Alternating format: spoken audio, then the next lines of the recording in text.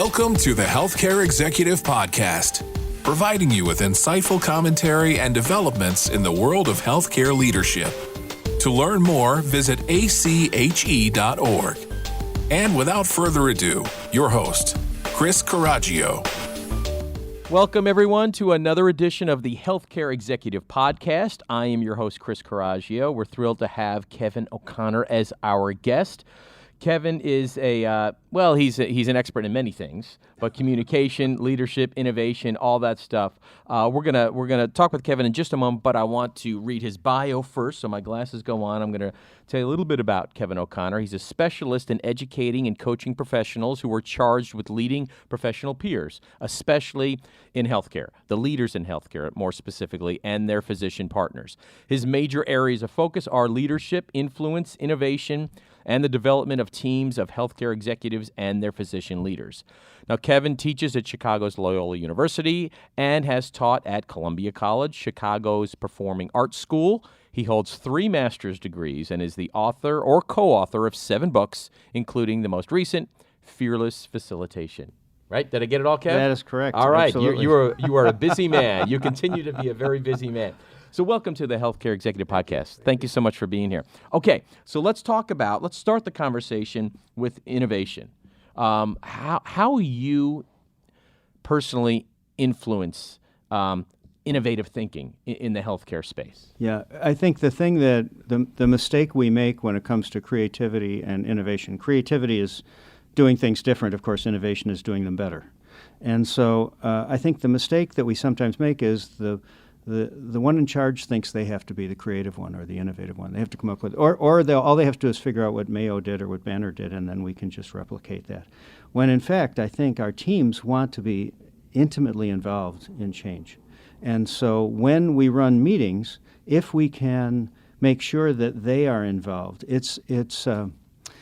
well, here's an example. My former administrative assistant was married to a chemist, and on Sundays, Dave would go to his attic where he had 20 1,000-piece jigsaw puzzles, and he would pull it out. 20, did you say? He had 20. Okay. Yeah, and he'd just pull one out at random, dump it on the dining room table. His job for the next day is to put it together in between mowing the lawn and having lunch and all that.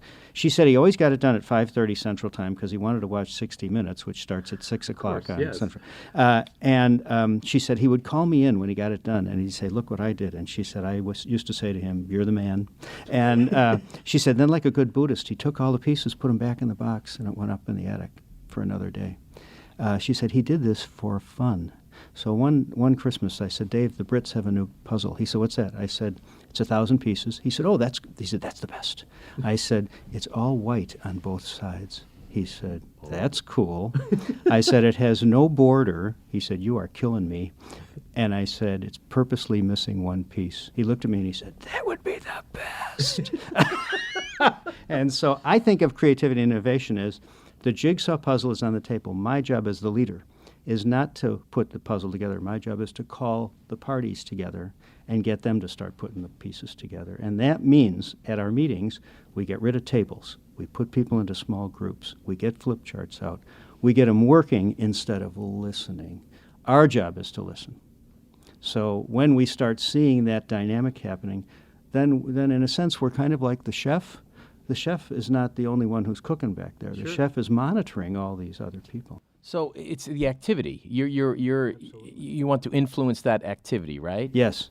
And I think asking interesting questions, talking to a lot of different people. I was in Baltimore recently, and our meeting, which was a healthcare meeting, was at the place that trains the merchant marines. So how to steer the big cargo ships. And at the break, I walked up to one of them, and I said, "Are you one of these marine guys?" He said, "I am." I said, "I got a question about tugboats." And I asked him how a little tugboat can move a big ship. He talked about levers, and he got all excited and all this stuff. One of the participants of my meeting walked over to me and said, "Can you talk to anybody?" And I said, "That's fascinating. Where else am I going to find that information?" And I think when you are deeply interested in other people, not in a manipulative way of I got to make them come to my conclusion.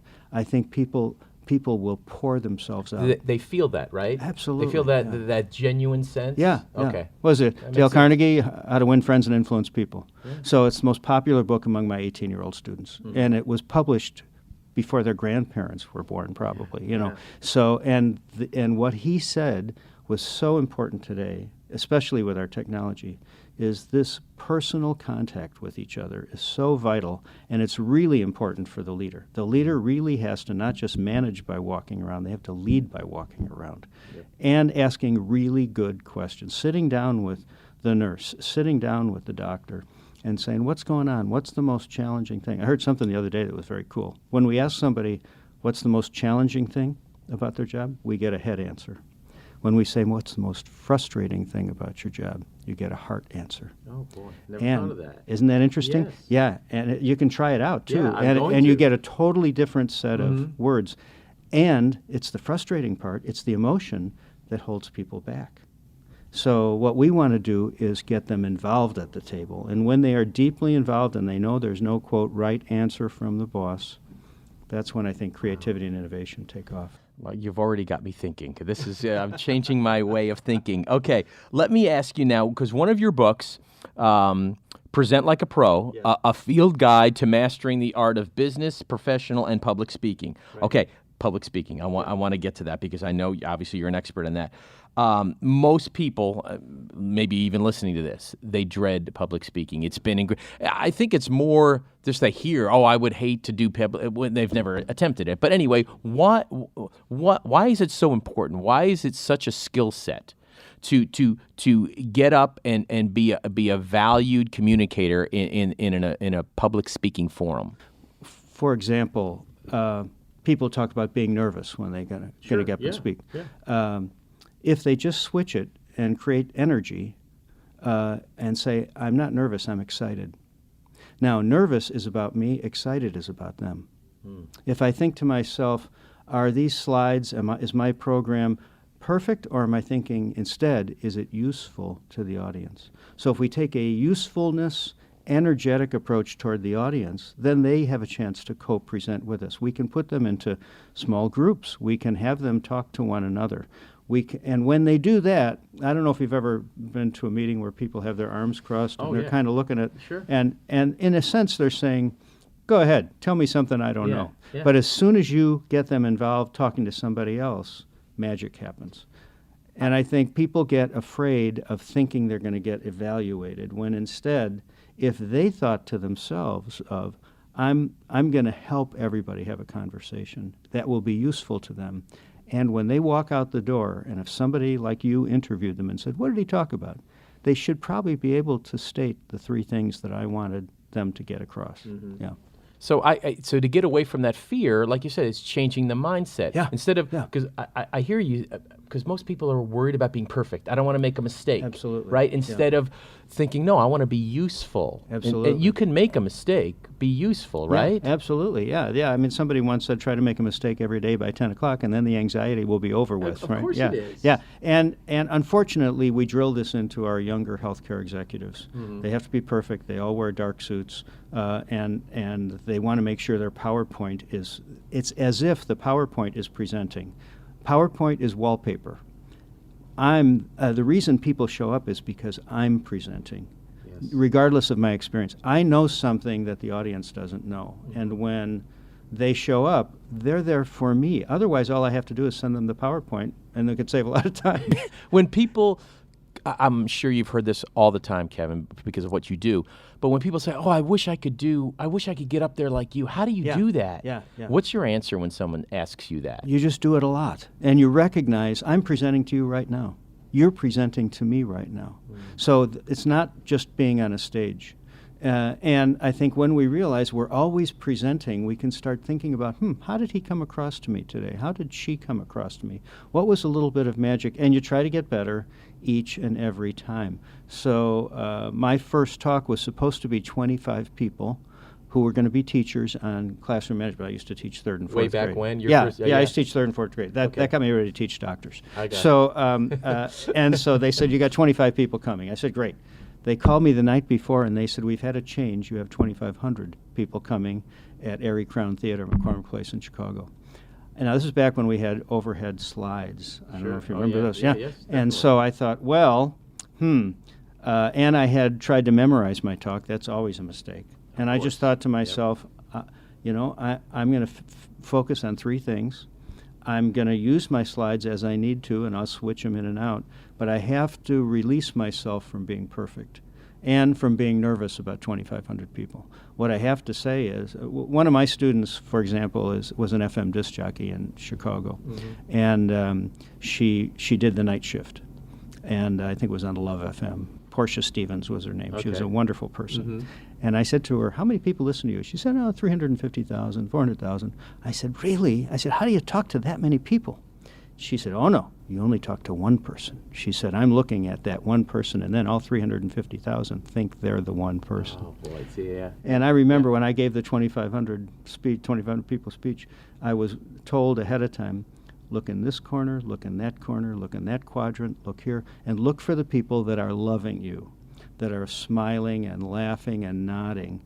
Don't look at the sour faces, because that's going to make you crazy.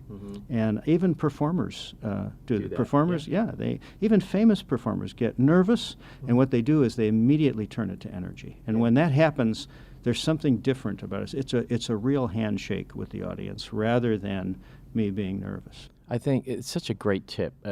Anybody listening to this, I know they're going to get so much from what you said. You know, when I hear the public speaking thing, though, I don't know if you've heard this, I'm not going to say it, point for point the way Seinfeld did, but Jerry he did a bit about public speaking, and he said, this is years in the 80s, when his material in the 80s, when he said, public speaking, he said, I found, they did a study, and it's the number one fear of all people. Number 2 is death. Public speaking is number 1. So he said, so in that line of thinking, if you go to a funeral, you'd rather be in the casket than doing the eulogy. That's right. Absolutely. Absolutely. Right? Yeah. And, it's a punchline. It's funny, but it's true. Yeah. And if you think about that, no, you wouldn't. And so you're right. Just get that mindset off of being perfect. Absolutely. Perfect is a real problem. It really causes a lot of problems. We're not perfect. Famous psychiatrist in Chicago, Rudolf Dreikar, said, have the courage to be imperfect. One of the number one book sales in Japan is the courage to be disliked. Isn't that interesting? When you translate it into Chinese, it's the courage to be hated. But it's an understanding of my job is to try to be as useful as I can. If it helps somebody, that's great. If it doesn't help somebody, they're going to move on. You're right. But if I do my best, if I really tune in to what my inner expert is, then something special happens with you and the audience. Great. All right, Kevin, let's move into specifically physician leadership now. So what are some of the challenges that when folks are making that transition from the clinical management, that stage, into the administrative role? Absolutely. Well, talk about being perfect, right? Yeah, I guess so. Do we want he's a really great doctor, he's pretty average, Well, they always tell us he's the best or she's the best. And we kind of do want them to be perfect, I suppose, but we really want them to be useful. And so in their attempt to get it absolutely right, what they do is they have an opportunity to also be useful in the long run. They're thinking to themselves, I want you to come out of the anesthetic. I want you to have a more functioning life. So when I talk to doctors, and that's kind of my specialty, when I talk to them, it's just fascinating to hear them talk about how they got into the specialty in the first place. And their eyes come alive, they get excited. When they're talking about day-to-day work, sometimes if they start talking about insurance and forms and computers, they just become deadened by that. So you're looking for that passion, right? Absolutely, yeah. And I think it can reignite for them. Now, when it comes to leadership, they already have gone to school. I tell them, you've gone to school, you've learned how to interview, you've learned how to diagnose, you've learned how to come up with a treatment plan, you've learned how to communicate that to the patient or to your colleagues. It's not a huge leap to do that in the boardroom. You can go from the bedside to the boardroom, and what you're doing is you start by asking. Then you start by planning but I think sometimes they think they have to come in as the expert, and that's always dangerous. Larry King, the famous interviewer, said, nothing I say today is going to teach me anything. If I'm going to learn anything, I have to learn how to listen. Of course, the ironic part is Larry was married 8 times, so I think it only applies when he was doing his job. I think it only works at work, maybe not at home. But he did get married twice to the same woman. So there you go. So okay, we all make mistakes. But I think doctors are called upon for their expertise. What do? We come to a doctor and we say, what's wrong with me? And we listen to them as if they are the one and only authority. Now, some of that is changing because now we've looked it up first on the internet, and we bring in all the internet, and then the doctor has to be wise enough to collaborate. Yes, I've seen that study. Here's why I think you should do this. Here's why we're doing that. So there's a little more dialogue going on now. Yeah. It's not the old-fashioned, doctor, I'll do anything you tell me to do. And I think when they're in the boardroom, they have to listen to the board and their lay counterparts as if they were patients. Tell me what's going on with you. How can we work together? And I think when they start thinking that way, they go from a very narrow focus to a very wide focus, and that can be very, very helpful. Yeah, it'll serve them much better, right? Yeah, right. Let's talk about ACHE's Choice program, that tailored professional development series. Yes. It's on-site. How does that work, and why is it so beneficial? Well, it's there's a psychology theory called choice theory, where it's reminding us that at any point in our lives we're making choices which then constitute the sum total of our lives. We're responsible. And I think a hospital system or any organization that makes the choice to have this program come in is saying the choices we are making, the people we're hiring, the ones we want to keep, we can make the choice now to have an on-site program that's specifically tailored for us. Certainly, when you come to the annual Congress or when you come to a cluster meeting, you're going to get faculty, knowledgeable faculty, and you're going to learn. But wouldn't it be terrific if you could get that and the person that you've been working with for 20 years, hearing the same thing, knowing the same vocabulary? How can they walk out of that room not being different with one another? Mm-hmm. And for many of them, when I've done it, some of them have worked there for 20 years and they don't know each other. It's just not, they don't come together. It's like, oh, you're the one I've been talking to on the phone. It's very interesting. It's almost like prom. I mean, it's, you're sort of seeing people in a new way. They're dressed up in a new way, and people are, so it's very, very interesting. The choice program is really a choice that the institution makes. And it's telling the leaders the choices you make are the sum total of our success here. And so I think it's a terrific program because it allows for people to really think about how am I interacting with you and with you and with you, not removed into some cluster program, which is fine, but if you have the opportunity, it's so much better to be on site. And because of the buy-in, because everyone's on the same page, Absolutely. right? And obviously you would function much better no matter what business you're running, Correct. Right? Absolutely. Yeah, and I think that people assume because I work in the same institution, I know the chief medical officer. A lot of them don't know the chief medical officer, even though that person is their boss. Yeah, that's true. I said, I was with a group of cardiologists the other day, 45 of them, they work in exactly the same hospital. They were saying, oh, you're Dr. So-and-so. How many years you been? And they've been there for years, but they just don't come into contact with each other. I know some people that on a football team, they were on the very same football team years ago. Then they ended up 25 years later working for the same television station in the same department, and and then they realized, oh, we were on the same team. Isn't that interesting? Yeah. So one was on defense, one was on offense, but they're in the team picture. Yeah. They're in the team picture. You look at it 20 years ago, and then they're working. So it's whether you're a football team or whether you're a high-powered healthcare organization, you want to have that familiarity because then everybody's on the same page. Well, the famous football coach Newt Rockne from Notre Dame, gazillions of years ago, he had two ballet instructors come in to teach his team ballet moves, and even that is a way for the team to say, whoa, what's going on here? And it's not just teaching them a skill, it's also bringing them together and they're all having the same experience. And when you do that, magic happens because people start to understand who are you and who am I. Great way to end on that, Kevin. Great stuff. Okay. It's been a pleasure meeting you and hearing your thoughts. And folks, if you would like to subscribe to the Healthcare Executive Podcast, please do. And if you do that, by the way, you'll never miss a future episode, so it's very important. Anyway, thanks to Kevin O'Connor. I'm your host, Chris Coraggio. We will see you next time on the Healthcare Executive Podcast. This has been the Healthcare Executive Podcast, brought to you by the American College of Healthcare Executives.